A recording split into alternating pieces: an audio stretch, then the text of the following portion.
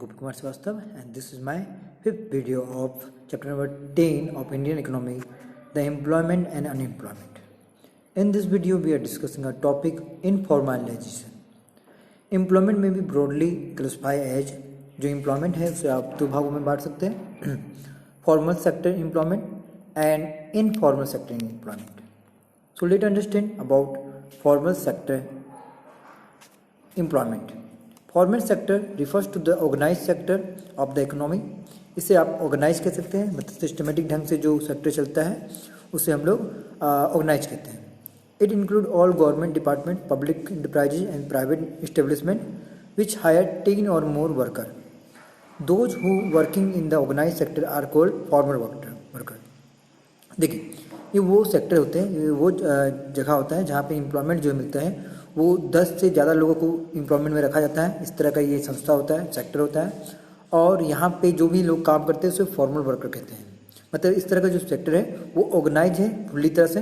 यहाँ पे आप इसको रेगुलर इनकम वाले लोग कह सकते हैं, जॉब जिनका परमानेंट है, रेगुलर बेसिस पे जो है एक सिस्टमेटिक ढंग से जो चलता है, जो भी इस्टेब्लिशमेंट है, चाहे गवर्नमेंट डिपार्टमेंट हो या आप कहीं जो गवर्नमेंट जॉब कर रहे हैं या प्राइवेट जॉब कर रहे हैं, कहीं भी कर रहे हैं, तो यहाँ पे 10 से ज़्यादा लोग मिलेगा आपको.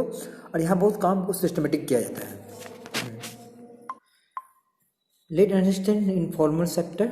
Informal sector refers to unorganise sector of the economy. इस सेक्टर में हमें देखा जाता है कि जो सेक्टर है अनऑर्गेनाइज है, मतलब सिस्टमेटिक ढंग से नहीं होता है. It include all such private enterprises which hire less than 10 worker. जो 10 वर्कर से ज़्यादा रखेगा वो फॉर्मल सेक्टर में आएगा, जो 10 वर्कर से कम रखेगा वो इनफॉर्मल सेक्टर में आता है. Beside the farming, self employment, venture, these working in the organise unorganise sector are called informal worker. मतलब आप देख सकते हैं जो फार्मिंग हो गया या कुछ किसी तरह का सेल्फ एम्प्लॉयमेंट हो गया, इसमें 10 से कम ही वर्कर होते हैं, कुछ ही लोग काम करते हैं यहाँ पे, और इन लोगों को इनफॉर्मल वर्कर भी कहा जाता है. मतलब सिंपल सी बात, जो फॉर्मल सेक्टर में काम करेगा उसे फॉर्मल वर्कर कहेंगे, जहाँ पे आपको 10 या 10 से ज़्यादा लोग वर्कर मिलेंगे, और इनफॉर्मल सेक्टर में आपको 10 से कम मिलेगा. मतलब यहाँ से एक क्वेश्चन भी तैयार हो सकता है हम लोग का, what is the difference between the formal sector and informal sector and the formal worker and the informal worker. दो क्वेश्चन यहाँ पर मिल सकता है. From the point of view of employment status, underlying differences between the formal and informal sector. यहाँ पे हमारा जो नीचे में दिया हुआ है, दोनों में डिफरेंस, क्या डिफरेंस है, and organise sector unorganise sector में भी क्या डिफरेंट है. Worker in the formal sector are entitled to social security. जो फॉर्मल सेक्टर में काम करते हैं उनको सोशल सिक्योरिटी मिलता है, बेनिफिट मिलता है, मतलब प्रोवाइडेड फंड मिलना, ग्रेजुटी मिलना, पेंशन, मतलब वो सारी सुविधाएं जो एक रेगुलर परमानेंट वर्कर को मिलता है वो सभी आपको यहाँ पे फॉर्मल ऑर्गेनाइज सेक्टर में मिलेगा. While the worker in the informal sector are not. उनको नहीं मिलता है जो इनफॉर्मल सेक्टर में होते हैं या जो अनऑर्गेनाइज सेक्टर में रहते हैं. उसके बाद हम लोग आते हैं, while economic interest of the worker in the formal sector is protected through the various labour law. जो फॉर्मल सेक्टर में जो लोग काम करते हैं उनके लिए बहुत सारा लेबर लॉ बनाया गया है, कानून बनाया गया है कि उनके साथ कुछ भी गलत ना हो, उनका नौकरी छीना ना जाए, जो परमानेंट जॉब में रहते हैं या फॉर्मल सेक्टर के अंतर्गत जो है. There are hardly any protective law for the informal sector. बहुत ही कम लॉ है इनफॉर्मल सेक्टर के लिए, जैसे कि मिनिमम वेज रेट बनाया गया है जो इनफॉर्मल सेक्टर के लिए होते हैं, मतलब कि अनऑर्गेनाइज सेक्टर के लिए या कॉजलाइजेशन जो वर्कर होते हैं उनके लिए बहुत ही मिनिमम वेज रेट बनाया गया है कि उनको क्या मिनिमम वेज रेट मिलना चाहिए, क्या सैलरी मिलना चाहिए, बस इतना ही डिस्कस किया गया. जबकि जो फॉर्मल सेक्टर में होते हैं वो उनके लिए लेबर लॉ बनाया गया है. To protect the economic interest, worker in the informal sector can form a trade union. तो इकोनॉमिक इंटरेस्ट को बचाने के लिए, मतलब कि जो फॉर्मल सेक्टर होता है उसमें किसी को एक को ट्रेड यूनियन बनाया जाता है. No such union exist in the informal sector. देखिए, जो फॉर्मल सेक्टर होते हैं वहाँ पे एक यूनियन बन सकता है, एक लीडर बन सकता है, जो भी वर्कर में जो एक लीडर बनाया जा सकता है, जबकि इनफॉर्मल सेक्टर में किसी को भी लीडर नहीं बनाया जा सकता है. अगला है, informal sector are highly vulnerable to the uncertainties of the market. मतलब यहाँ पे इनफॉर्मल सेक्टर जो है बहुत ही चिंतित रहता है मार्केट को लेकर, क्योंकि यहाँ पे जो मार्केट है वो उतना अच्छा नहीं काम करता है. यहाँ मार्केट में काम मिलेगा तो काम मिलता है, अदरवाइज नहीं मिलता है. They are hire when the market sentiment are good.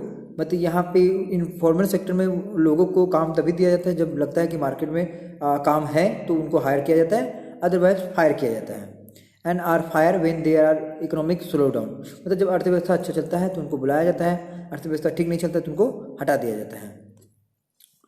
अब यहाँ पे हमारे पास फॉर्मल और इनफॉर्मल में डिफरेंसेस है। This is very important question. The difference between the formal sector and informal sector must write. बस इतना जान लीजिए कि फॉर्मल सेक्टर जो सेक्टर होता है इसमें फॉर्मल वर्कर होते हैं और इनफॉर्मल सेक्टर में इनफॉर्मल वर्कर होता है। फॉर्मल सेक्टर एक परमानेंट जॉब के जैसा है और इनफॉर्मल वर्कर जो है या सेक्टर जो है वो टेम्प्रोरी जॉब के जैसा है। ठीक है, तो आप इनफॉर्मल वर्कर को कॉजलाइजेशन में कह सकते हैं और यहाँ पे आप इसको परमानेंट नौकरी कह सकते हैं फॉर्मल को।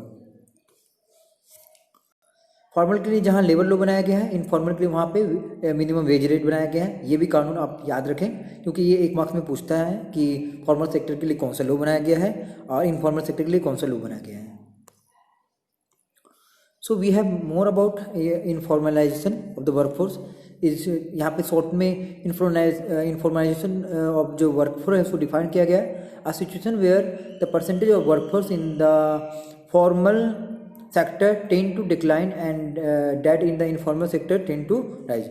मतलब इनफॉर्मलाइजेशन का मतलब ये होता है, यहाँ पे कहा गया है इनफॉर्मलाइजेशन और वर्कफोर्स का मतलब ये होता है कि फॉर्मल सेक्टर का जो वर्कफोर्स है वो डिक्लाइन कर रहा है और इनफॉर्मल सेक्टर का जो वर्कफोर्स है वो राइज किया जा रहा है। मतलब लोग बेरोजगार ज़्यादा हो रहे हैं। फॉर्मल सेक्टर का कम हो जाना मतलब कि लोग जॉब से हट जा रहे हैं, परमानेंट जॉब उतना नहीं मिल रहा है। जबकि इनफॉर्मल सेक्टर में अगर वो बढ़ रहा है मतलब कि लोग ज़्यादा बेरोजगार हो रहे हैं या उनको कम समय के लिए नौकरी में रखा जा रहा है या टेम्पोररी रखा जा रहा है।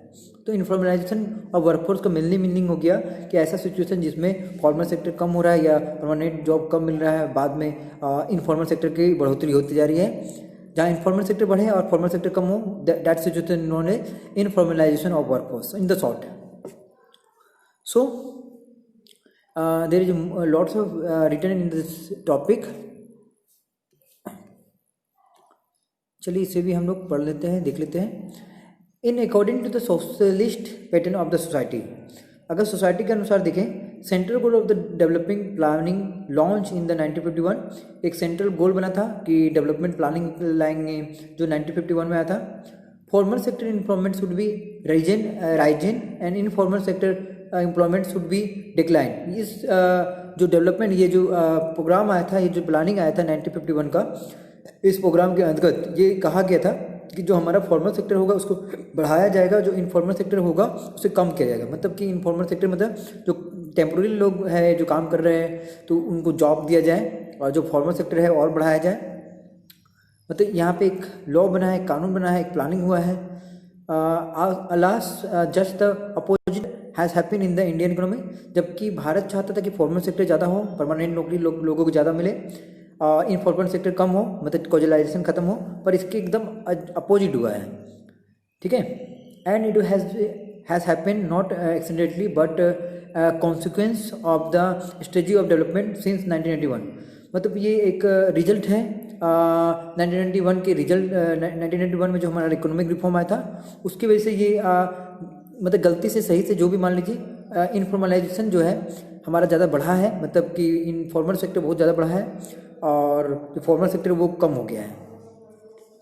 A series of economic reform were launch in 1981, बहुत सारे इकोनॉमिक रिफॉर्म लाया गया था जिसमें लिबरलाइजेशन, प्राइवेटाइजेशन एंड ग्लोबलाइजेशन था, जिसका एक ही मकसद था देश को जो जीडीपी है उसको बढ़ाया जाए। As their key element consequently there significant in transformation from the control economy to the market economy, जिसकी वजह से भारत जो है कंट्रोल इकोनॉमी से मार्केट इकोनॉमी में शिफ्ट हो गया। मतलब सेंट्रली प्लान इकोनॉमी जहाँ गवर्नमेंट का कंट्रोल रहता था वो धीरे धीरे मार्केट इकोनॉमी कन्वर्ट हो गया, मतलब प्राइवेट कंपनियों को हाथ में चला गया। मतलब इस तरह का जब मार्केट इकोनॉमी के बारे में बात करते हैं तो वहाँ पे पावर जो होता है वो दोनों बढ़ जाता है, कुछ पावर गवर्नमेंट के हाथ में आ जाता है, कुछ पावर प्राइवेट सेक्टर के हाथ में आ जाता है। ठीक है, सो we have lots of more things about this topic, and in this process the transformation there has been significant drift toward the informalisation of worker. इससे हमें देखा जाता है कि इनफॉर्मलाइजेशन ज़्यादा हो रहा है क्योंकि मार्केट इकोनॉमी हो रहा है। जब कंट्रोल इकोनॉमी रहता है तो वहाँ पे आपको परमानेंट जॉब रहने का चांसेस होता है, जबकि इनफॉर्मलाइजेशन प्राइवेट कंपनी बढ़ती है जहाँ पे लोगों का जो जॉब है वो उतना परमानेंट नहीं होता है।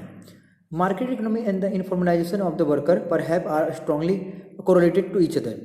अगर हम बात करें मार्केट का या इन्फॉर्मलाइजेशन का, तो दोनों बहुत ही एक साथ ही चल रहा है, क्योंकि मार्केट इकोनॉमी के कारण ही इन्फॉर्मलाइजेशन ऑफ वर्कर, मतलब कि लोग कैजुअल वर्कर ज़्यादा बढ़ रहे हैं। हायर का जो रूल है, काम पे रखो हटा दो, मतलब प्राइवेट सेक्टर का ही ज़्यादा बढ़ रहा है। Informalisation is driven by the process of supply and demand in the labour market. यहाँ पे जो इन्फॉर्मलाइजेशन है वो हमेशा डिमांड एंड सप्लाई पर निर्भर करता है। अगर डिमांड होगा मार्केट का तो लोगों को नौकरी दिया जाएगा, अदरवाइज नहीं दिया जाएगा। मतलब अगर काम है तो लोग को बुलाया जाएगा, अदरवाइज नहीं बुलाया जाएगा। Presently, formal sector employment comes to the merely 10% of the total. मतलब यहाँ पे साफ लिख दिया गया जो फॉर्मल सेक्टर एम्प्लॉयमेंट है, जो परमानेंट नौकरी है वो 10% है, और जबकि 90% वर्कफोर्स जो है इनफॉर्मल पे डिपेंडेबल है और कंटिन्यू चलते जा रहा है। मतलब बहुत सारे लोग जो है टेम्प्रेरी वर्किंग में है, मतलब कि उनका जो जॉब है उतना सिक्योर नहीं होता है। This point the growing vulnerability of the workforce, uncertainty of the market. ये हमें दिखाता है कि हमारा मार्केट कितना अनसर्टेन है, मतलब निश्चित नहीं है, कभी भी कुछ भी हो जाएगा। अर्थव्यवस्था कभी भी बढ़ भी सकता है और घट भी सकता है। So this video is completed, but in this video मैंने बहुत सारा होमवर्क दिया है आपको। पहला होमवर्क है आपका ये, इसको लेकर फॉर्मल वर्कर को और इनफॉर्मल को लेकर। दूसरा जो क्वेश्चन है वो फॉर्मल सेक्टर और इनफॉर्मल सेक्टर को लेकर है। तो सभी क्वेश्चन को आप अच्छे से लिखें, तैयार करें, और कॉपी में लर्न एंड राइट भी कर सकते हैं, ठीक ना। कर सकते, क्या करना ही है क्योंकि आपका एग्जाम नज़दीक आ जाएगा। और what do mean by the informalisation of workforce, इसे भी डिफाइन कीजिए आप, क्योंकि ये भी आपके लिए बहुत इंपॉर्टेंट है। इन्फॉर्मलाइजेशन ऑफ वर्कफोर्स का मतलब मैंने बता चुका है कि इनफॉर्मल सेक्टर का बढ़ना और फॉर्मल सेक्टर का कम होना। So thank you, this video is completed. Thank you.